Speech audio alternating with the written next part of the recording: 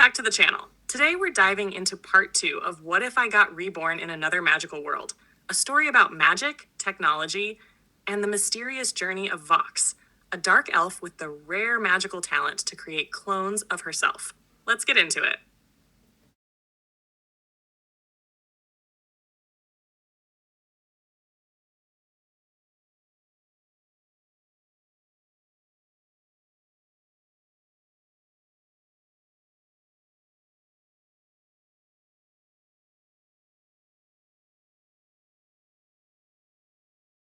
Vox slowly woke up, blinking as she took in her surroundings.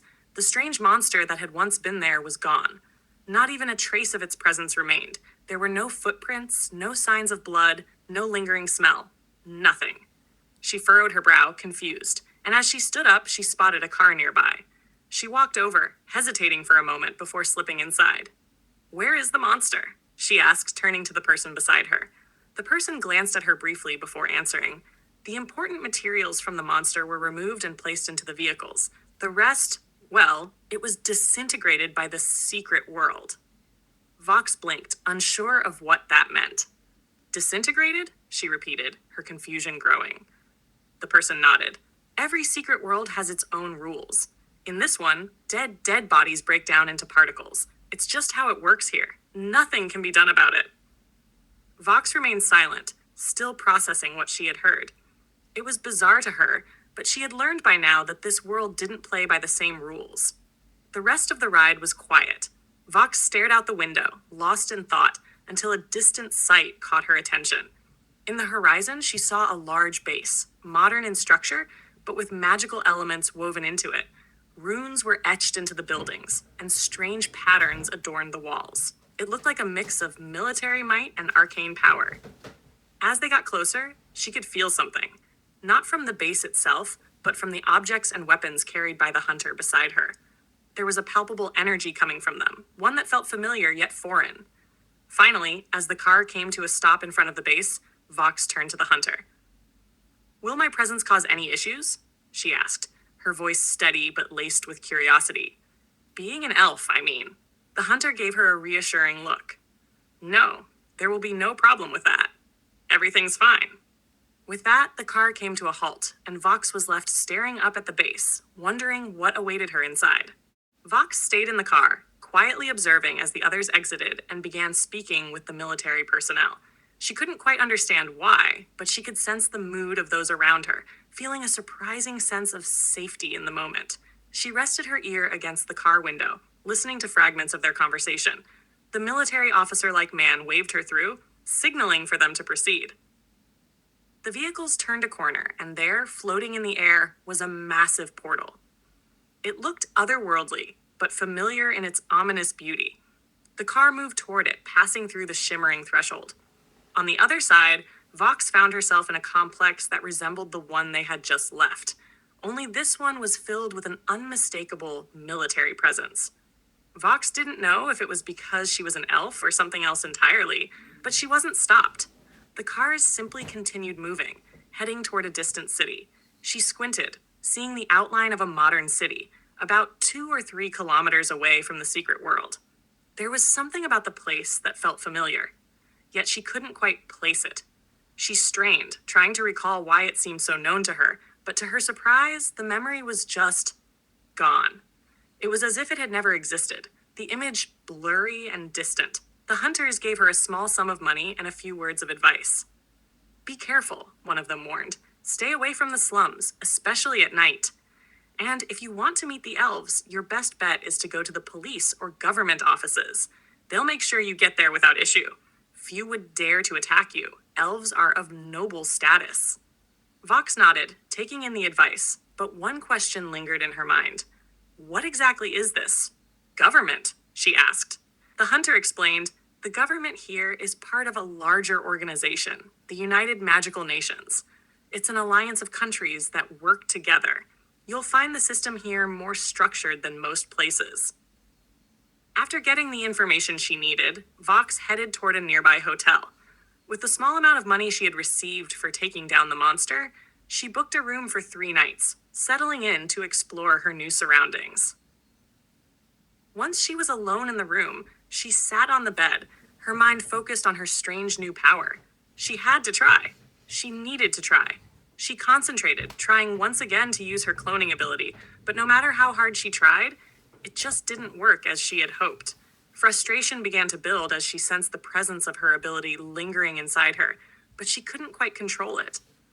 She could feel it, but making it manifest was another story. Still, she didn't give up. It was there, somewhere deep within her, and she knew she would have to figure it out. Vox sat there, frustration and confusion bubbling within her as she continued to struggle with her memories. A few flashes of the past lingered in her mind, but most were gone, lost somewhere deep inside her. No matter how hard she tried, she couldn't force the memories to come back. She was starting to feel a sense of desperation. How am I supposed to do this? Vox whispered to herself, rubbing her temples in an attempt to calm the swirling thoughts. And then, without warning, something clicked. It wasn't like a sudden burst of understanding. It was more like the first thread of a complex puzzle coming together, quietly and mysteriously. At first, there was nothing but a soft, almost imperceptible feeling in her body. Then, the sensation intensified, growing. It was like the split of a single cell, dividing and multiplying. But this wasn't just a biological process. Vox felt her presence stretching, her essence dividing. For a fleeting moment, it was as though she existed in two places at once, her perception of herself splitting like a mirror reflecting endless versions. A sharp pain pulsed through her head. It was as if two minds were crashing into one another, the intensity of it dizzying. Then it happened. Her sense of self fractured entirely. She saw herself, not as a reflection, but as two distinct beings, each with its own consciousness. Vox stared at Vox. Whoa, Vox said aloud, surprised by the simplicity of the experience. It wasn't as dramatic as she had expected. No glowing lights or powerful energies, just two versions of herself, standing there. They looked at each other in silence for a moment. Both Voxes blinked at the same time, their expressions mirroring each other perfectly. Then, Vox 1 spoke, her voice slightly unsure. Okay, this is strange. I know, right? Vox 2 responded almost at the same time. Both of them chuckled lightly, though there was an awkwardness in the air as they tried to process the situation. Both of them started speaking again at the same time, interrupting one another repeatedly. No, I was. I think. No, let me. No, I'll go first. They continued, an awkward back and forth, both trying to take control of the conversation. Finally, the two of them stopped mid-sentence, their eyes meeting with a sense of mutual agreement. Well, this is complicated, Vox 1 said, looking at her clone with a tilted head. You think? Vox 2 responded, a little smile tugging at her lips. Okay, how do we decide who gets to talk? They both paused, considering the situation. After a moment, Vox 2 grinned mischievously. Let's do something simple. Rock, paper, scissors. Winner gets to talk first. The two of them quickly played the game, their hands moving in sync. Rock, paper, scissors, shoot, they both called. Vox 1 held out paper. Vox 2 held out rock. I win, Vox 1 declared with a triumphant grin. Okay, so let's not keep calling ourselves Vox. That could get confusing. Vox 2 nodded, agreeing with a laugh. Fair. We should number ourselves. So I guess I'll be Vox 2? I'll be Vox 1, Vox 1 replied. That way we won't lose track of each other, but I don't feel like either of us is really the original, you know? Yeah, I feel that too, Vox 2 agreed. We're both the same, really. Just split somehow. Vox 1 paused, her eyes narrowing thoughtfully. But, even though we're the same, I think we should have some rules, you know, so we don't lose control of this. We need to make sure we're on the same page. Vox 2 tilted her head. Like what? Well, first of all, we're not going to fight each other, no matter what. No more who's the real Vox nonsense. We're both Vox. That's all that matters. Vox 1 said firmly. Vox 2 nodded. Agreed. We've got enough to figure out without adding drama to the mix. Vox 1 smiled slightly, her voice more serious. Second rule, from now on, we're going to number every new clone. No more confusion. We'll call ourselves by our numbers, and that way we'll always know who's who. Got it. And third, Vox 2 asked. Vox 1 thought for a moment. Well, the third rule is kind of a tradition thing. We don't need a leader, but let's say we do. We'll always vote on it. Number 1 gets to speak first, unless we have a reason to vote otherwise. If we ever need to make decisions, we'll all agree on it together. Vox 2 smiled. That works for me. I like the idea of keeping it democratic. Good, Vox 1 said with a firm nod. All right, that's the deal. We're Vox 1 and Vox 2, and no matter what, we're in this together. No turning on each other. The two Voxes exchanged a glance, both silently agreeing. The rules were set, and the future, whatever it held, would be theirs to navigate together. Vox 2 suddenly turned a deep shade of red, a light blush creeping across her face. She cleared her throat awkwardly, trying to hide her embarrassment. I think I need to use the restroom, she said, her voice a little shy, and it's gonna feel really weird. Vox 1 looked at her with understanding and nodded. Yeah, I get that. It's gonna be a problem. But hey, we'll figure it out. Vox 2 bit her lip and looked down for a moment before sighing. I guess I'm just not used to this, you know? Both Voxes thought the same thing at the exact same moment. They were both a man in their past lives. Now, neither of them had the same anatomy anymore, which made the whole situation even more awkward. They laughed softly about the absurdity of it all. I mean, no more, down there, Vox 1 chuckled, gesturing vaguely. Yeah, Vox 2 said, smiling a little despite herself. I think I'm still adjusting. It's funny how quickly things change. All right, I'll be quick. With that, Vox 2 stood up and walked to the restroom, leaving Vox 1 alone with her thoughts. As Vox 1 sat there, she began to wonder about the possibilities. A clone would be useful. Maybe even another one. But then the question lingered in her mind. How would people react if they walked in while she was cloning herself? Shrugging, she focused inwardly, reaching for the energy that flowed within her. She could feel it, like a pulse within her. The magical force that powered her ability was still there, but it seemed like it had waned slightly since the last time. She wasn't at her limit yet, but creating 2 clones was a significant strain. Curious about the extent of her powers, she activated her ability once more. Instantly, the familiar feeling of her mind and body splitting apart took over. It was like something inside her was dividing into 2 separate entities. The newly formed Vox 3 burst into laughter when she saw herself in the mirror, watching as her body and clothes split in 2, the division almost dizzying. It was as if she were briefly fading out of existence before coming back together.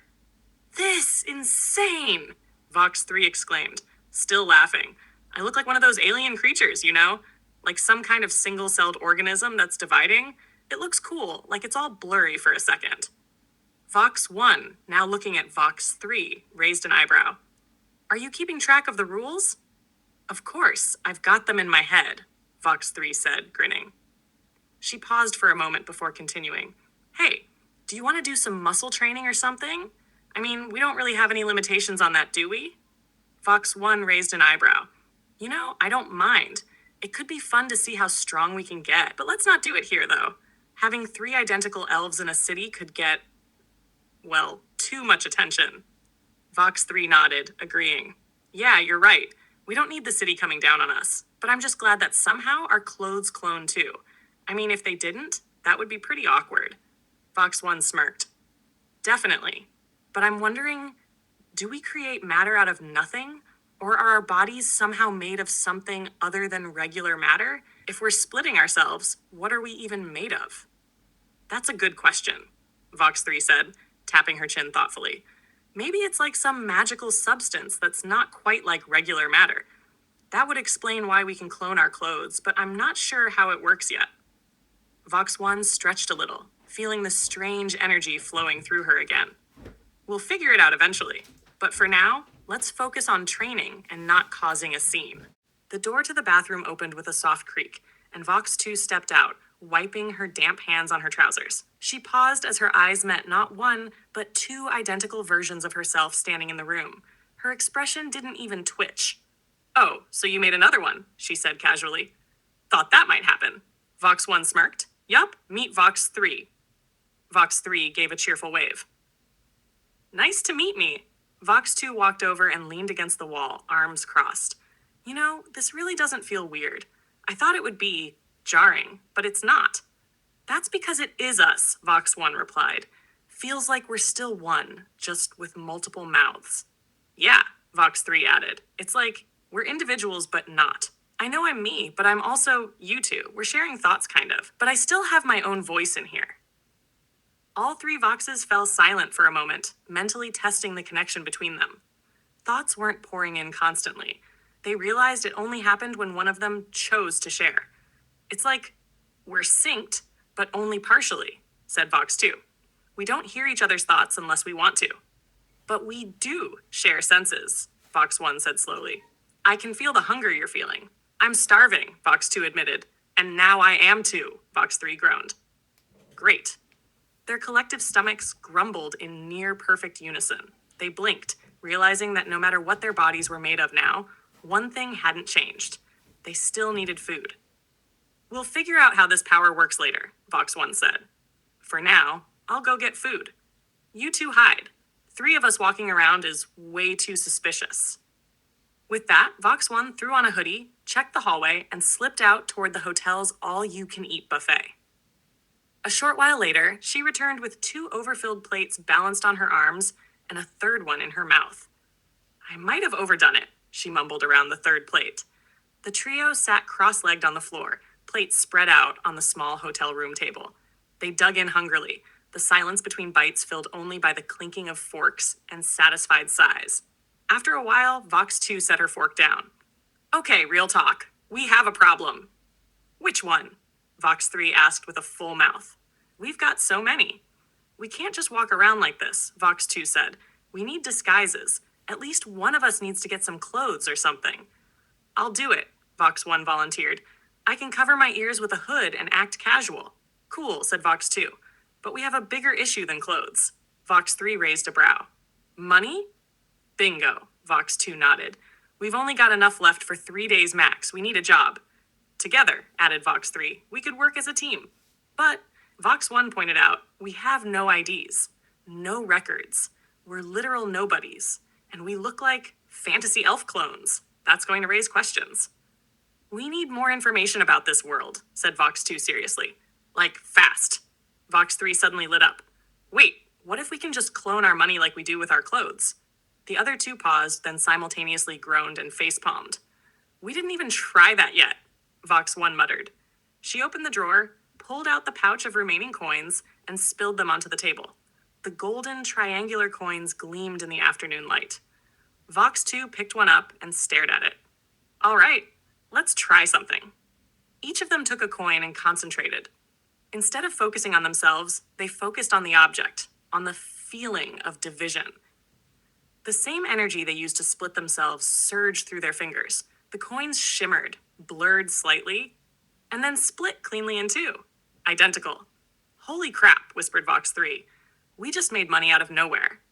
They repeated the process until a neat pile of coins sat on the table. We're rich, Vox 2 whispered with awe. For now, Vox 1 said slowly, picking up one of the coins and comparing it to the original. The 3 Voxes leaned in and gasped.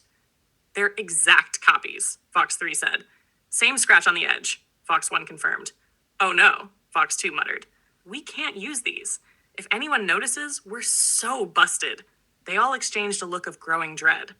We'd get thrown in jail for counterfeiting, said Vox 1. Let's not go to jail, Vox 2 added quickly. I'm too pretty for jail. Same, Vox 3 cried. In unison, they pulled each other into a tight hug, whispering with comically wide eyes. We're too beautiful for prison. The pile of shiny, useless money sat between them like a taunt from the universe. Well, said Vox 1, letting out a sigh, back to square one. The 3 Vox clones stared at the now discarded gold coins. Their eyes locked onto them for a moment, and with a simultaneous sigh, they tossed the coins into the trash bin. They didn't need them anymore. As they sat back down at the table, an odd sensation filled the air, something they hadn't expected. Tiny violet-black particles began to rise from the trash bin. Their brows furrowed in unison as they watched the strange sight. Vox 1 was the first to react. What the? She muttered, jumping up from her seat and rushing toward the trash can. The particles immediately stopped rising. She blinked in confusion. Huh? She said, taking a step back, and sure enough, the particles started to float up again. Okay, that's strange, Vox 2 said from the table, eyes wide. Vox 1 slowly walked back to the trash can, peering into it. She cautiously opened the lid, and there, in the middle of the refuse, was the partially dissolved gold coin, now surrounded by a cloudy violet mist. I think it's the coins, Vox 1 said, holding the coin up to show the others. It looks like anything we clone begins to dissolve if we get too far away from it. Vox 3 raised an eyebrow, thinking, what if we try cloning something else? Like the last roll we have left, she suggested, pointing to the remaining bread roll on the table. Vox 1 nodded, her attention still on the violet-black particles in her hands. It's worth a try. We've got nothing to lose. They watched as Vox 3 focused on the bread roll. Her ability activated, and the roll began to shimmer before multiplying, splitting into two identical rolls. But just as before, the cloned bread began to lose its form. Vox 3 hesitated before taking a bite. The moment she did, a strange sensation washed over her. The bread, as if dissolved by an unseen force, started to disintegrate inside her stomach. Her skin tingled, and the violet particles that had followed the coin now erupted from her nose, mouth, and even her ears. What? Vox 3 gasped, wiping her mouth.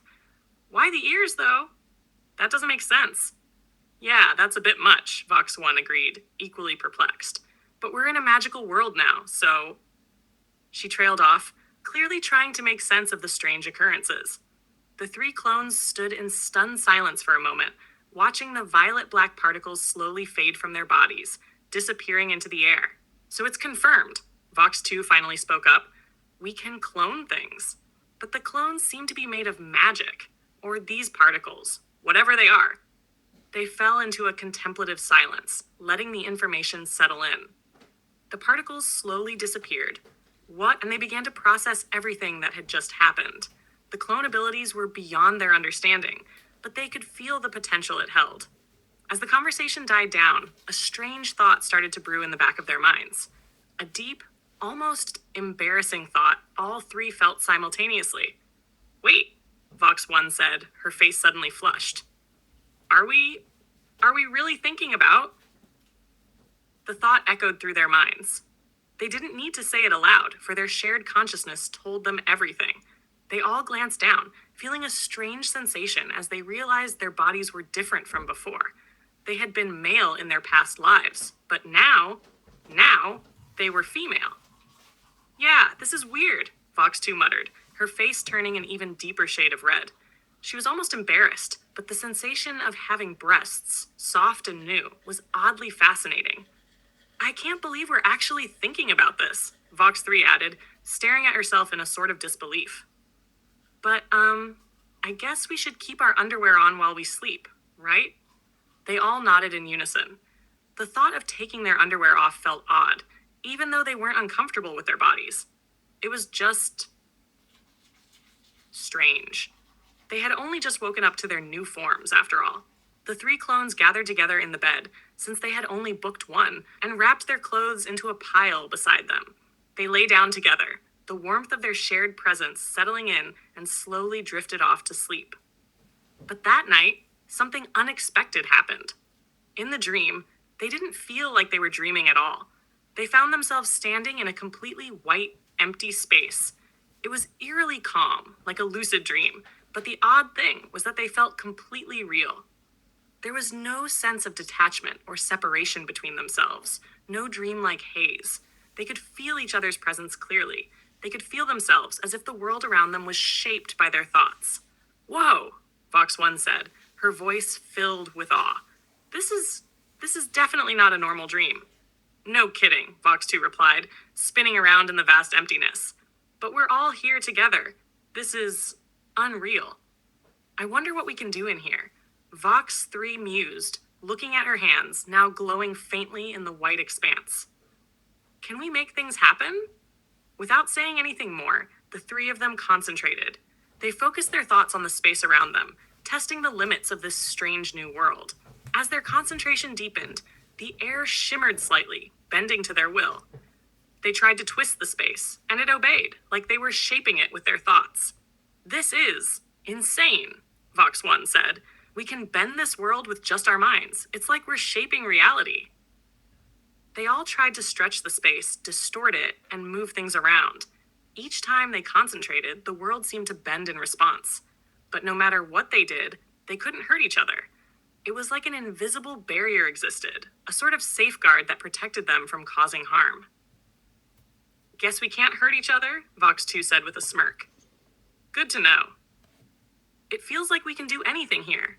But Vox 3's voice trailed off as she looked around at the vast emptiness. It's like we can shape the world, but not each other. Yeah, seems like it, Vox 1 agreed, a sense of excitement rising in her chest. This is going to be interesting. And with that, the three of them began to test their powers in the dream world, seeing just how much they could manipulate and control. The more they tried, the more they realized they were only scratching the surface of their abilities. The next morning began with groggy eyes and a tangle of limbs. The three Vox clones blinked in confusion as they slowly untangled themselves from the mess of arms, legs, and hair. Somehow in their sleep, they'd rolled into a tight knot of bodies. Vox 2 had her leg over Vox 1's stomach, and Vox 3 had ended up with her face nestled into someone's back. They stretched with muffled groans, hair disheveled, and expressions caught somewhere between awkward and amused. They got up, one after the other, and began discussing their plans for the day, their top priority, money and a valid identity in this world. They couldn't exactly introduce themselves as magical clones from another dimension. Vox 1 took the initiative. She grabbed a pouch of coins and headed out. When she returned 2 hours later, she dropped her loot onto the table. A variety of masks, wigs, simple makeup kits, and cheap cloaks. Their funds, which could have sustained them for food and water for 3 days, were now gone. Nothing left. It's a good investment, Vox 1 muttered defensively. Vox 2 and Vox 3 sighed but agreed. They got dressed in layers, hoods, cloaks, and masks, and realized that the makeup wasn't really necessary. But if a mask slipped off, a bit of visual variation would go a long way. Once disguised, they left the hotel one by one, splitting up to scout the city and search for jobs. To their surprise, jobs existed that didn't ask too many questions. Vox 2 was hired as a delivery girl. Light packages across town, no ID required, just fast feet and a good sense of direction. Vox 3 managed to land a shady assistant job at a mysterious shop that smelled of incense and whispered in languages she didn't understand. As they worked, they confirmed another important detail. Their telepathic connection had no visible range limit.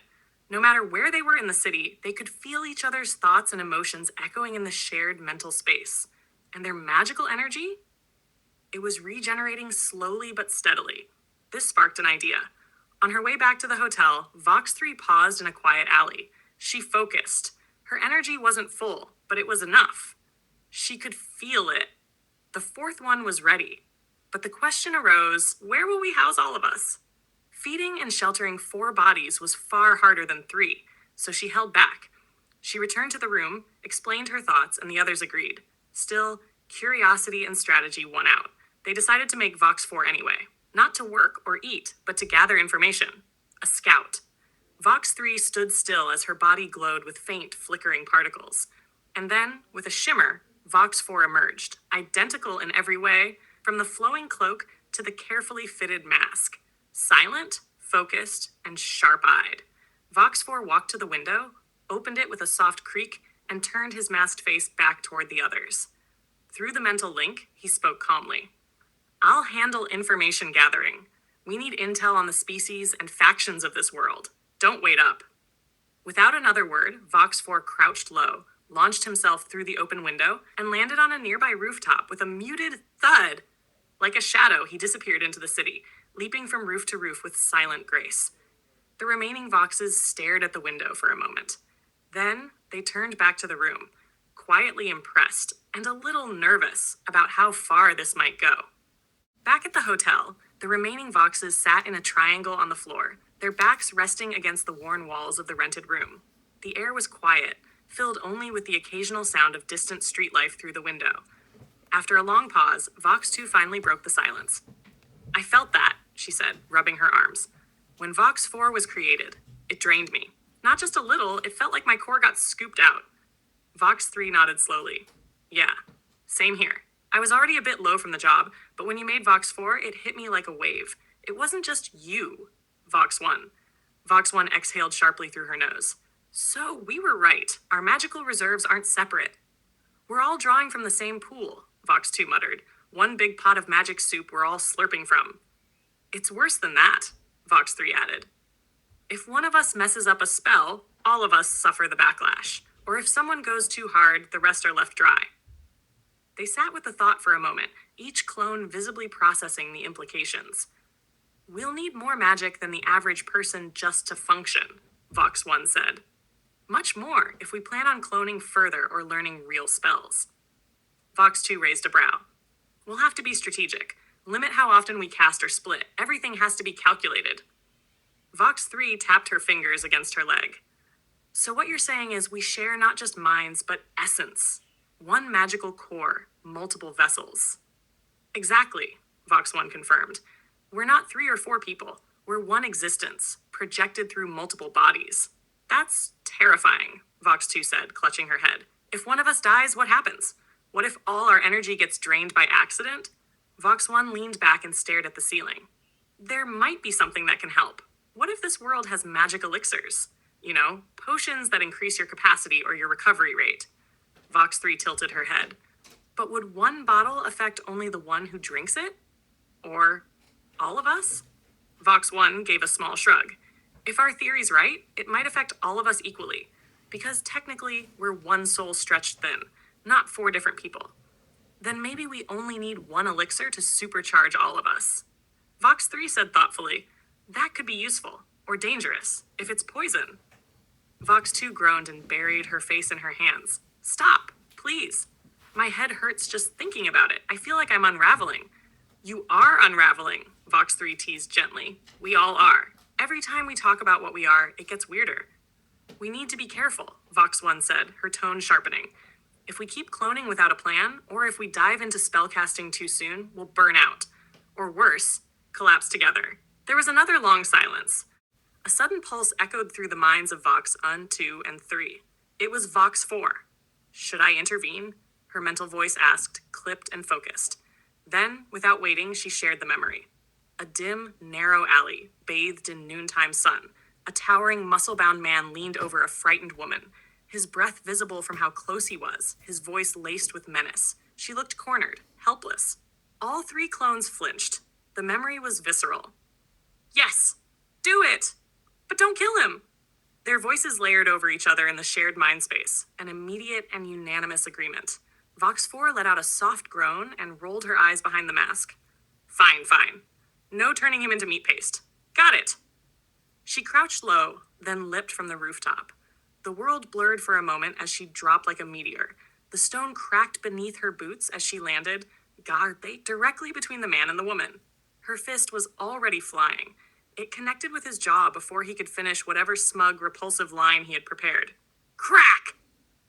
The man went airborne, crashing backward into the alley wall with a grunt and a thud. Dust scattered. His body slumped to the ground, dazed, possibly unconscious, but still breathing. Vox 4 crouched next to him with practiced ease, fished out his coin pouch, and pocketed it. Without sparing a word or glance for the woman, she launched herself back upward, vanishing over the rooftops. All 4 Voxes felt the same cold disgust ripple through them. These types of men, they had rules, a sense of restraint, but it was fading, at least when it came to people like him. Was it something innate to their new body, their psyche, or simply the world they were now in? None of them could say. When Vox 4 finally reached her destination, she paused and cut the mental connection to her other selves, not out of malice, but simply to keep the next part separate. She still felt their presence like distant echoes, but the thoughts were her own now. Below, nestled between brick buildings and metal posts, stood the police station. A simple, functional structure. She exhaled. Hopefully, a hooded stranger wouldn't cause too much alarm. She climbed down slowly, removing her hood as she did. Her long, dark hair spilled out, and more importantly, her pointed ears became visible in the sunlight. As she stepped into the open and walked toward the station, the nearby guards stiffened. Hands moved toward weapons. Eyes narrowed. A mask and dark clothing didn't exactly inspire trust. Vox 4 stopped a few meters short, then raised both arms in the universal sign of peace.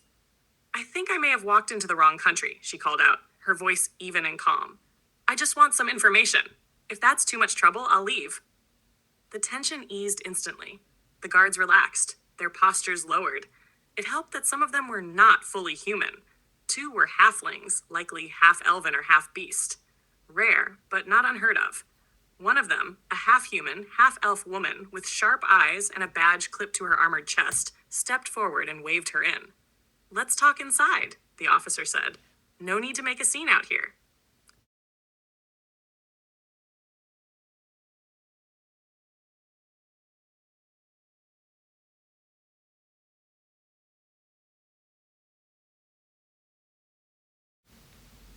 That's it for today's episode. Thanks so much for watching.